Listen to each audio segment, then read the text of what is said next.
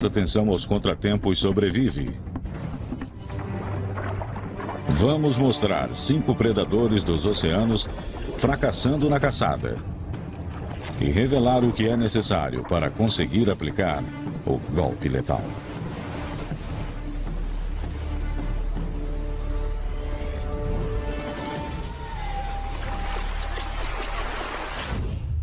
De todos os peixes do oceano, esse é o principal predador, o tubarão branco. Um macho de mais de 2 toneladas começa a caça. Ele não come há 3 dias.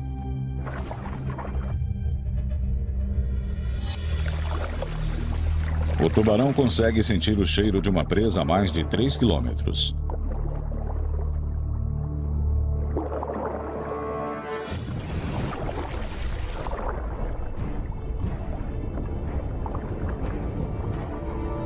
Ele é um ótimo caçador, mas não é perfeito.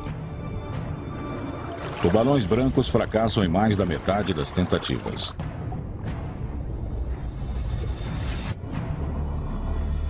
Condições climáticas, reações das presas ou simplesmente a sorte podem alterar o resultado. Mas esse tubarão tem algumas vantagens óbvias. A mais importante: muitas presas à disposição. Ilha das Focas.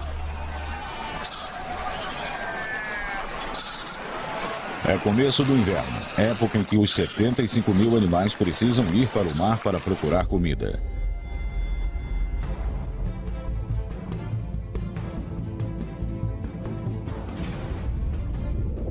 É a primeira vez que os filhotes saem para nadar.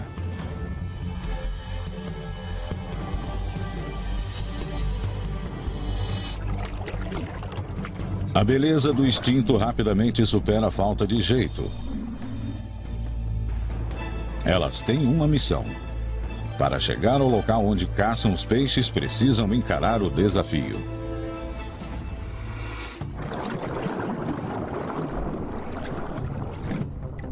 O tubarão branco espera pacientemente.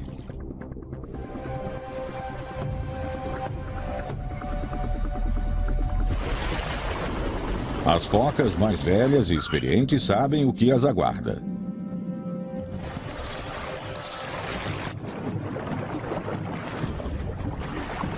As mais novas não fazem ideia. A fome é uma necessidade cruel.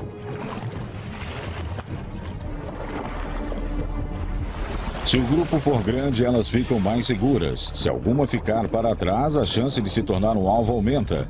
As mais jovens tentam acompanhar o grupo. Ele consegue ouvi-las e senti-las a mais de 200 metros de distância. A audição e detecção vibratória têm correlação nos tubarões. Os invisíveis ouvidos internos do tubarão branco funcionam em conjunto com 2 tubos ocos, ou linhas laterais. Poros microscópicos os abrem para o oceano, e quando algo se move por perto, pequenas células ciliares são estimuladas, alertando o predador sobre a movimentação. Cientistas chamam esse sentido de o toque distante do tubarão branco. Ele consegue sentir o cheiro delas, escutá-las, e graças ao toque distante, sabe que elas não estão longe. O tubarão só precisa de confirmação visual.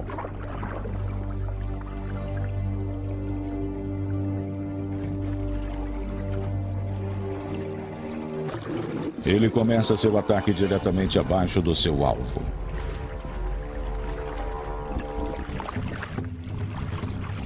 Depois, ativa seu motor. O rabo é a fonte de energia do tubarão. Músculos vermelhos sustentam o nado do tubarão e os músculos brancos permitem aumentos repentinos de velocidade, como a turbina de um foguete, para que o animal alcance até 40 km por hora.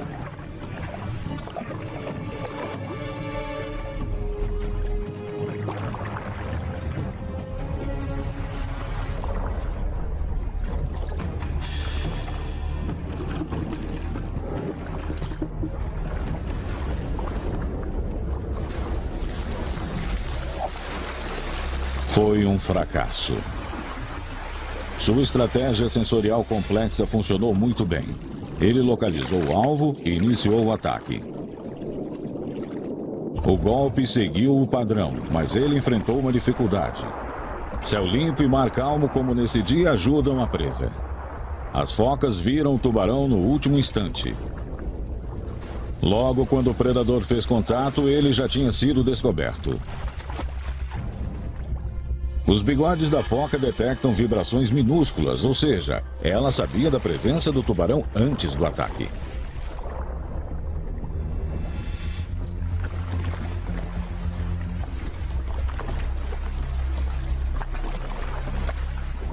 As focas estão em alerta máximo. Os filhotes vão voltar para casa em algumas horas. Até lá estarão exaustas e serão alvos mais fáceis. O tubarão diminui o ritmo para poupar energia. As pontadas da fome não passam.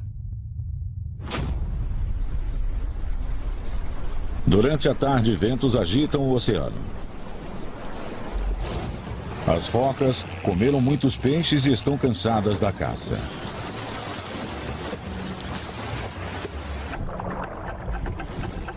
É hora do jantar.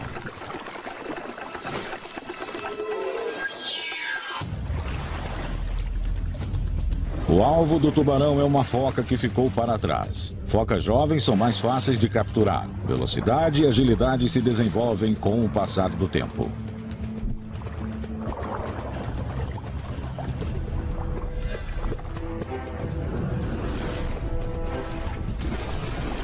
Mas ele erra na primeira tentativa.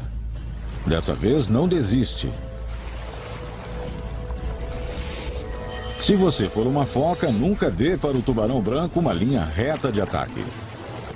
Continue fazendo curvas e pulando.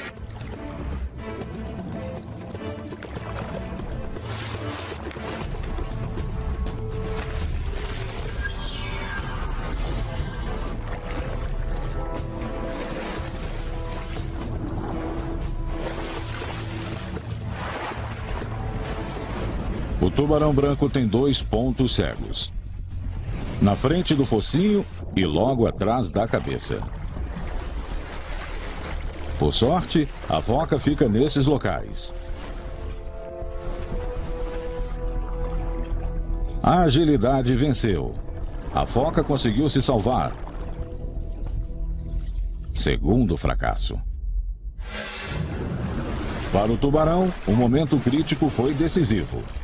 O golpe inicial não deu certo. E a partir desse momento, a foca passou a ter a vantagem. Ela se tornou um torpedo ágil ao usar as nadadeiras frontais para se distanciar do tubarão, enquanto as nadadeiras da parte de trás serviam para mudar de direção. O tubarão branco já tinha falhado uma vez. Então, quando não acertou a foca na primeira tentativa, deveria ter nadado para longe. 2 fracassos significam que ele perdeu mais de 1 milhão de calorias. O sol se põe num dia de caça frustrado. E o tubarão volta para as profundezas. O tubarão branco executa o ataque perfeito, mas algo está errado. A foca, na verdade, é uma isca usada por um barco turístico para atrair o tubarão.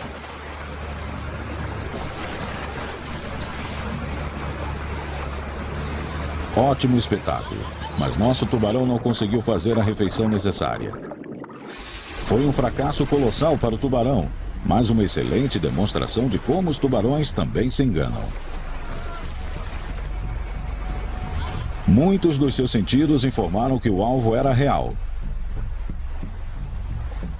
Ele conseguia sentir o cheiro da foca, conseguia senti-la na água. Seus olhos adaptados encontraram a silhueta e ele atingiu o alvo. Parecia uma foca, se comportava como uma foca, mas não tinha gosto de foca. Ele queria banha, mas só conseguiu borracha. Quanto mais tentar, maior a probabilidade de capturar uma presa, desde que não fique exausto.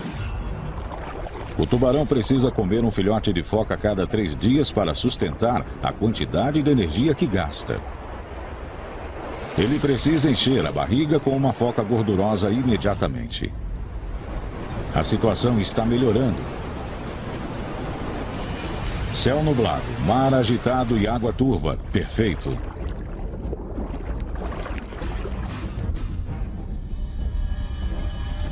A formação compacta das focas foi desfeita e elas estão voltando da busca por peixes que durou 3 dias.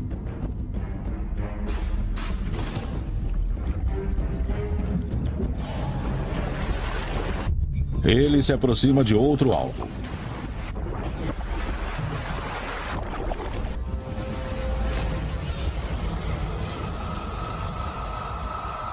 Um ataque perfeito. Finalmente, sucesso.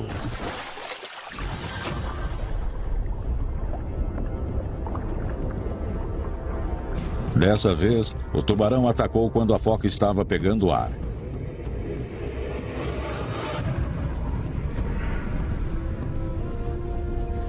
Em menos de 1 segundo, o predador incapacitou a foca. Seu focinho fechou com muita força, martelando a mandíbula superior com quase 180 quilos de força.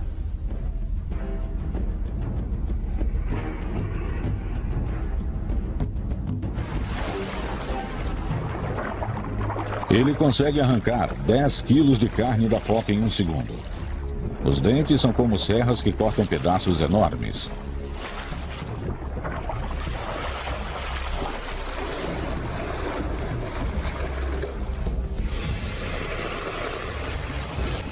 Para o tubarão branco, todos os sistemas precisam estar alinhados precisamente para a caçada perfeita. Toda foca que ele captura alimenta seu organismo. As focas que conseguem fugir apenas o motivam a tentar novamente. Se o tubarão branco é uma máquina de morte do oceano, esse predador é seu equivalente do céu. O ganso-patola é praticamente um míssil mergulhando a 100 km por hora para capturar suas presas. Nesse momento, estão partindo para procurar um banquete de peixes. A 320 km de distância, milhões de sardinhas começaram sua migração anual. As sardinhas formam uma das muitas nuvens massivas de peixes chamadas cardumes, que seguem formações de plânctons. É hora de voar ou morrer.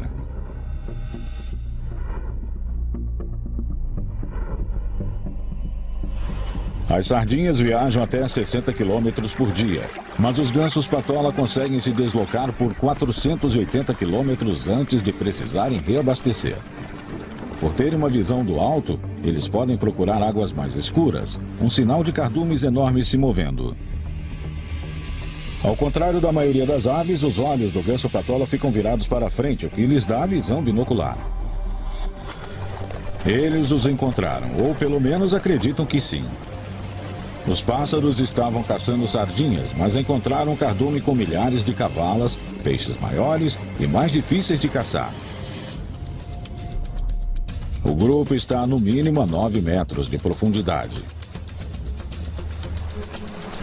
Os gansos-patola preparam seu superpoder. Voam até aproximadamente 30 metros de altura para maximizar o impulso e a gravidade.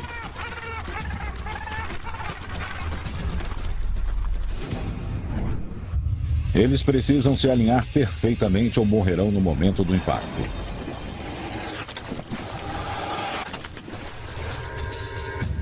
Asas encolhidas, pés recolhidos e forma de flecha. A essa velocidade e altura, no momento do impacto, a maioria dos objetos sentiria a água como se fosse uma parede de tijolos. Mas os gansos-patola mergulham sem nenhum problema. Membranas protetoras cobrem os olhos e funcionam como óculos durante o mergulho. O bico é forte e pontudo. As narinas são internas, evitando que a água entre no impacto. O osso do crânio é espesso e age como um capacete, e bolsas de ar internas atuam como airbags, amortecendo o choque.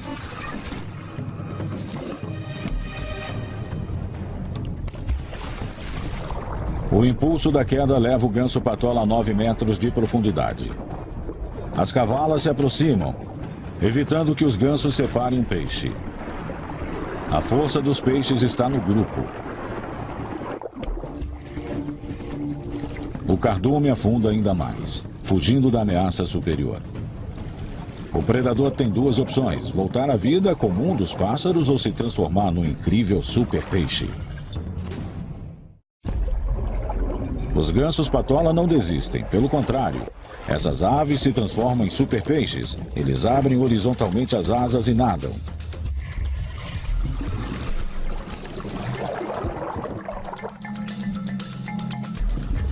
Os predadores alcançam até 18 metros de profundidade, prendendo a respiração.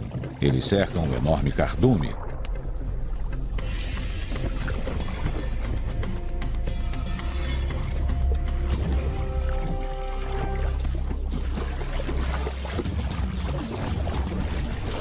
Os gansos seguram as cavalas. Mas a estratégia de ataque não está funcionando. As cavalas estão fugindo, apesar das serrilhas na ponta do bico dos pássaros, ótimas para prender peixes escorregadios.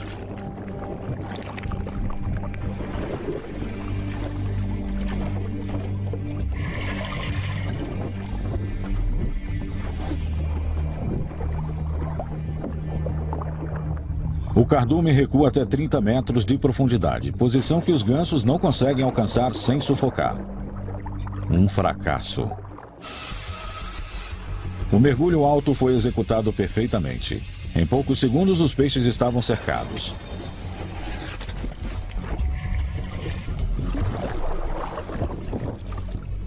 Mas quando os pássaros pegaram a presa, a cavala conseguiu escapulir. A pele desse peixe é fina e coberta de muco, dificultando sua captura.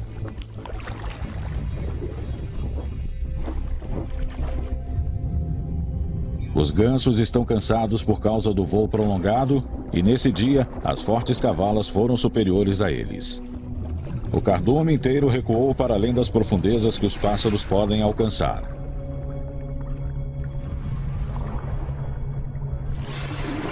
Com a barriga vazia, eles voltam para o céu.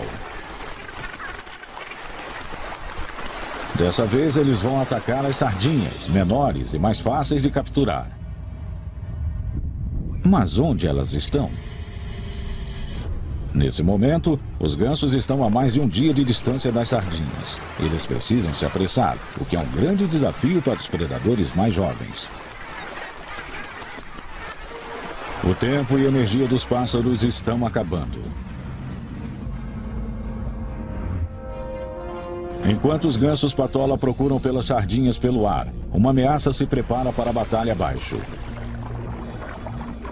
Muito rápido, incrivelmente ágil e equipado com armas letais. Este é o peixe mais veloz do oceano, o peixe-vela. O cardume encontrou as sardinhas e está se aproximando. Quando uma sardinha solitária se une a um grupo, ela ganha a proteção da multidão, mas também se une a um enorme alerta de alimento. É por isso que um cardume também se chama bola de isca.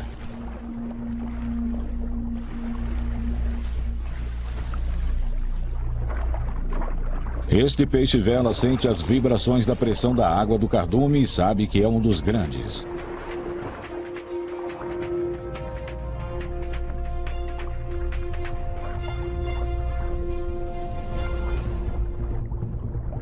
Quando encontrar as sardinhas, vai persegui-las.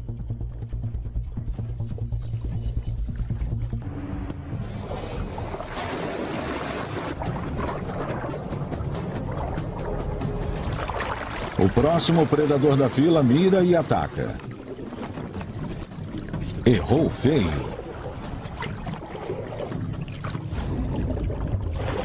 Quando um fracassa, outro já está pronto para tentar. Outro fracasso. Ou será que não? Os peixes-vela não atacam individualmente. Eles acertam muitas sardinhas várias vezes.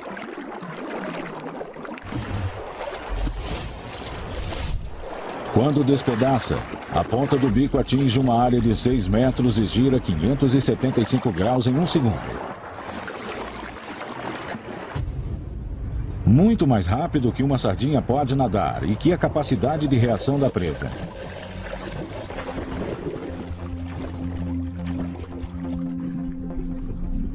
Quanto mais os peixes-vela atacam, mais lesionam e exaurem as sardinhas.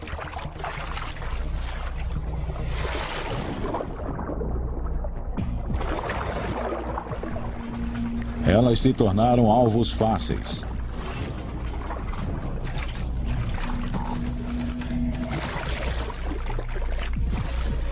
Espetar pode não ser a intenção, mas funciona.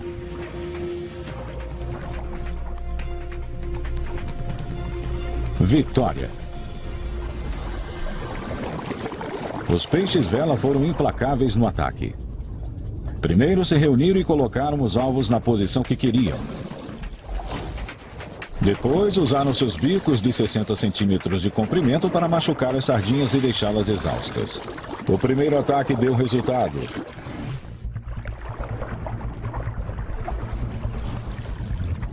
Cada sardinha foi golpeada e depois engolida pelo peixe-vela em menos de 1/10 de segundo.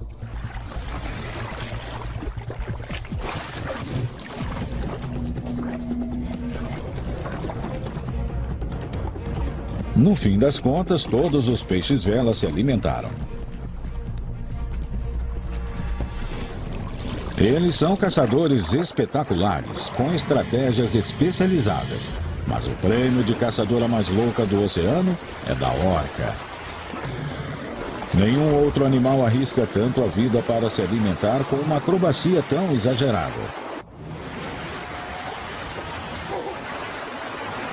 É janeiro na costa argentina. E os leões marinhos foram para a margem ter filhotes. Eles são ágeis. Mas fora d'água são atrapalhados e esquisitos. A praia de infância dos filhotes parece segura. Mas o mar é o esconderijo do caçador.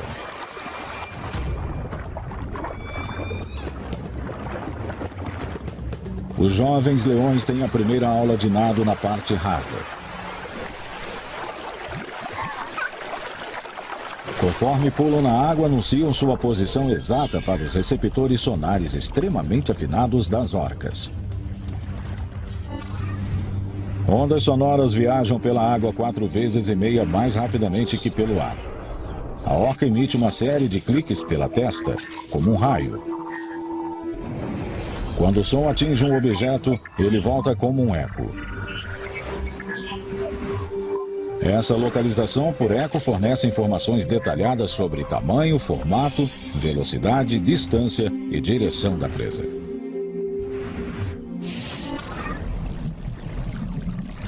A orca não tem dificuldade em encontrar o alvo. Mas chegar à parte rasa é uma missão quase impossível. Pesando mais de 7 toneladas, ela corre o risco de encalhar. Ela precisa esperar a maré alta. 4 horas depois, a maré subiu, mas ainda está rasa demais em alguns locais. Ela procura por um local onde a maré alta vai ajudá-la a ir na direção da praia. E encontra.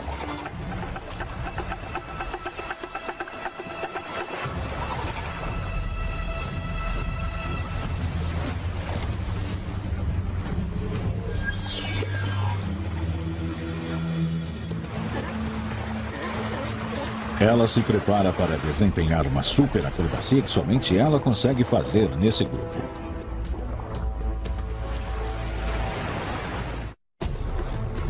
A orca fêmea se prepara para emboscar o alvo. Surfando numa onda, ela nada na direção da praia a 50 km por hora.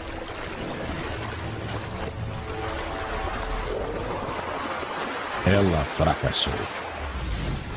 O sucesso é determinado por planejamento antecipado e precisão cronométrica. Ela não atingiu a velocidade necessária na largada.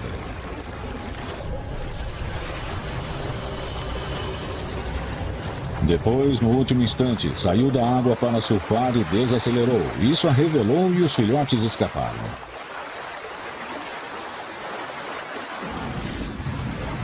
Essa habilidade leva anos para ser aprimorada. A orca tenta inúmeras vezes.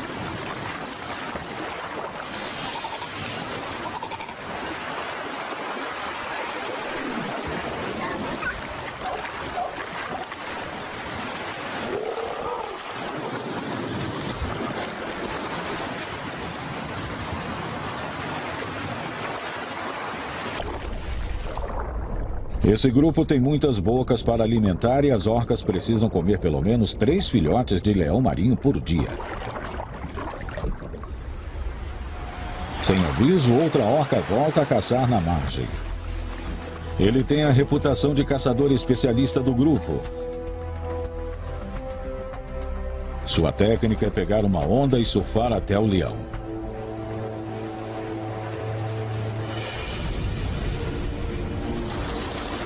Ele conseguiu. Mas também está encalhado. Mesmo assim, não solta o filhote.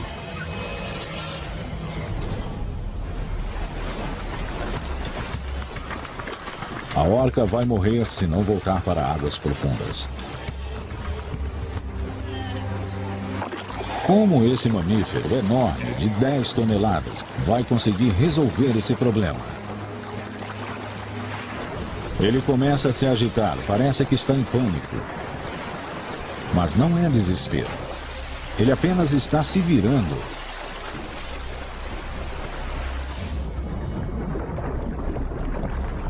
Está livre. O que importa é a precisão, o momento perfeito. O predador pegou a força da onda que o levou diretamente ao leão. Sua força e tamanho criaram um impulso suficiente para jogá-lo na praia. Por um momento, sua especialidade quase o deixou encalhado. Mas ele se recuperou com uma técnica que aperfeiçoa há anos: o meneio. Tudo isso com o leão preso na boca. Mas em vez de engolir a presa, esse caçador decide brincar com a refeição.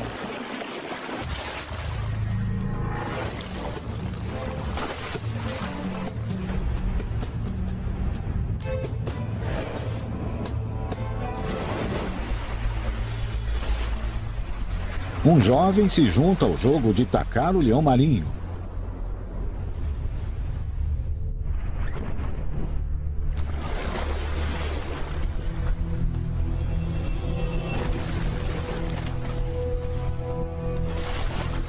Cientistas acreditam que isso pode ser o treinamento para os filhotes.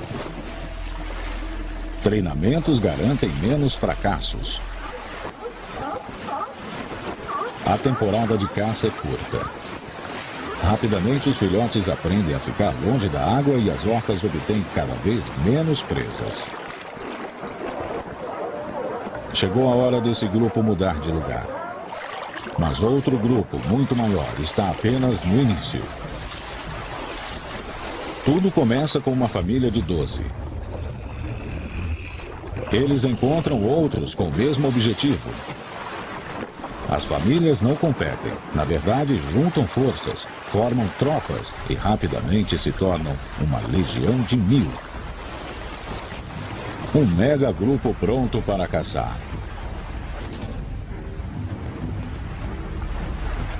Eles precisam nadar 480 quilômetros para encontrar o alvo na costa da África do Sul. O que impulsiona essa jornada obsessiva? Nada mais do que as irresistíveis sardinhas, migrando numa distância alcançável para os golfinhos.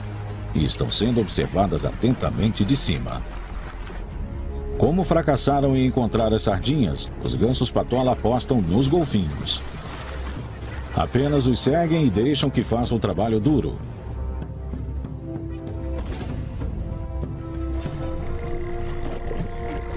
Assim como os primos gigantes dos golfinhos, as orcas, eles usam o sonar para se comunicar, navegar e cercar as presas com precisão letal.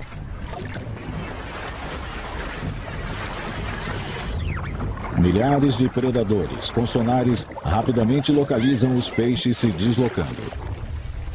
A migração de sardinhas segue com firmeza para o norte.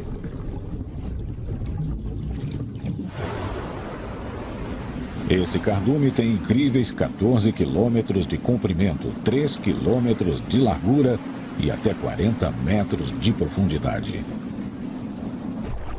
Em alguns locais, o cardume fica tão denso e se move com tanta velocidade que os peixes que ficam no meio morrem por falta de oxigênio. Mais de 500 milhões de peixes estão nadando na direção dos golfinhos. É impossível um cardume tão grande se esconder do sistema de detecção do megagrupo.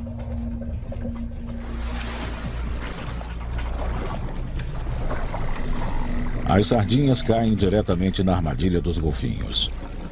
Chegou o momento do trabalho duro começar. Prendendo a respiração por até 10 minutos, eles trabalham para separar o cardume e isolar um grupo menor na direção da superfície. Eles conseguem, deslocando os peixes como cachorros que conduzem ovelhas. Sofrendo ataques de todos os lados, as sardinhas permanecem juntas. Mas o pequeno peixe nunca deve ser subestimado. Junto com a visão, eles coordenam seus movimentos ao reagir ao fluxo da água. Quando funciona, elas evitam choques entre si. Órgãos sensoriais se alinham na cabeça da sardinha e detectam os movimentos entre elas e da água ao redor. Enquanto um peixe se move, cria um fluxo de água que fornece informação ao peixe que está ao lado ou atrás, permitindo que mantenham sua posição no cardume em rápido deslocamento. É assim que um cardume funciona. Milhares se movem como um. Cada indivíduo tenta encontrar segurança no meio, criando uma massa que não para de se dobrar. Ninguém quer ficar na parte externa. Os gansos patola permanecem acima, esperando que os peixes fiquem ao seu alcance. A aliança está prestes a atingir o clímax. O cenário está preparado, todos estão posicionados. Mas caçadores inesperados aparecem. Tubarões. Milhares deles. Os golfinhos e gansos aguardam. Se alimentar ao lado do inimigo pode significar se tornar o alimento.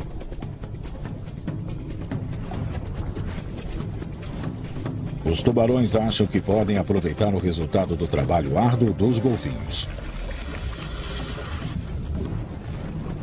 Eles se aproximam na marra, destruindo as formações ordenadas que os golfinhos organizaram. Mas os tubarões não conseguem comer.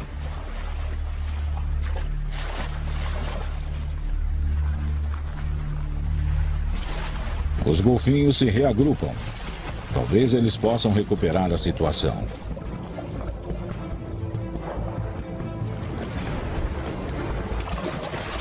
Os tubarões estão agitados, mas não estão negando acesso às sardinhas. Os golfinhos corajosamente se concentram em transformar esse contratempo em vitória. Se não conseguirem, todos vão passar fome. Golfinhos, gansos e até os tubarões. Os golfinhos voltaram a agir. As sardinhas reagem da maneira esperada, ou seja, defensivamente, deslocando-se em uma bola compacta na direção da superfície.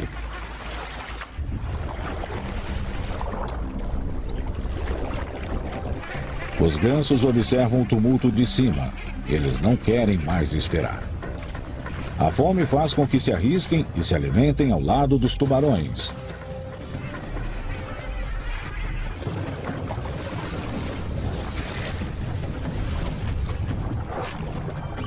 O banquete rapidamente se torna um frenesi.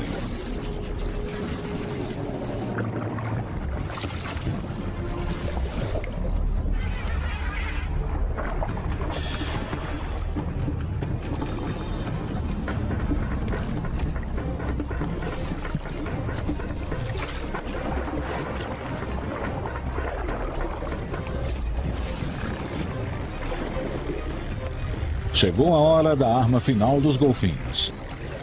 Uma rede de bolhas. As bolhas formam uma barreira que as sardinhas não gostam de atravessar.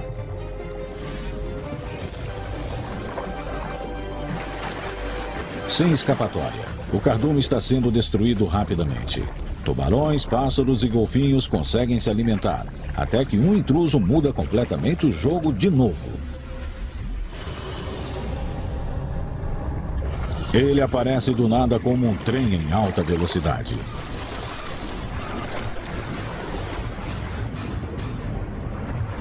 Com 13 metros de comprimento, capaz de engolir um carro pequeno, a baleia de Breed suga centenas de sardinhas com uma mordida. Ela faz o tubarão parecer um peixe minúsculo. A movimentação do rabo musculoso a impulsiona para cima em alta velocidade. Mesmo com sua boca gigantesca que cria uma resistência. Outra baleia surge das profundezas. Dessa vez é uma fêmea. E ela é ainda maior que o macho. E precisa comer mais de 3.000 sardinhas por dia para sobreviver.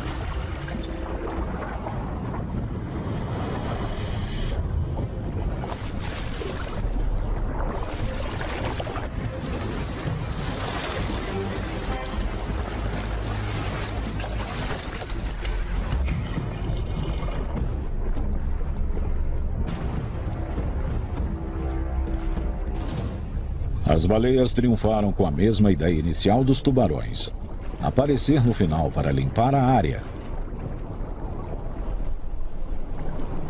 Os golfinhos procuram o que restou, e foi pouco. Somente uma sardinha sortuda sobrevive. Ela vê uma abertura e foge em disparada. Foi uma caça surpreendente, com vários cenários e espécies diferentes e com momentos de virada críticos.